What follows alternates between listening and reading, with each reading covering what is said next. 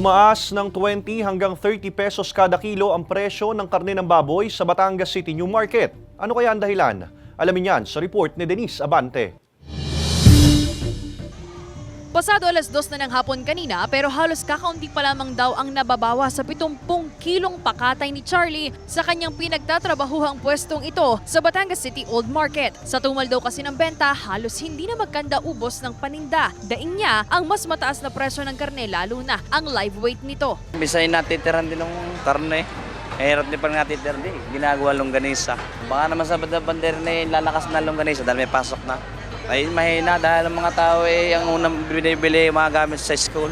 Nabili, pakaunti-kaunti lang, kalahati. Ang pagtaas sa presyo ng live weight ng baboy at ang posibleng kakaunting demand ang tinitinang dahilan ng pananatiling mataas ng presyo ng karneng baboy ayon sa ilang mga tindera. Siguro gawa ang priority nila ngayon ay pasukan.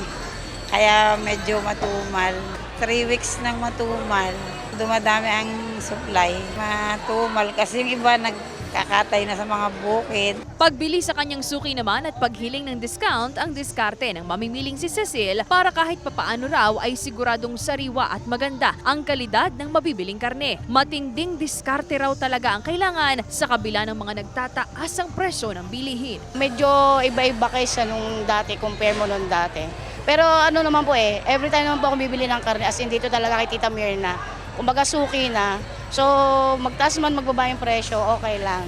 Dahil ano naman yung nabibili ko naman is talagang alam ko na fresh. Umaasa ang ilang mga tindera ng karne sa lumang palengke ng Batangas City na lalakas na ang bentahan sa darating na pasukan ng mga estudyante upang makabawi naman daw sa tumal ng bentahan noong mga nakaraang buwan. Kasama si J. Ahar Manjares, Denise Abante, Balitang Southern Tagalog.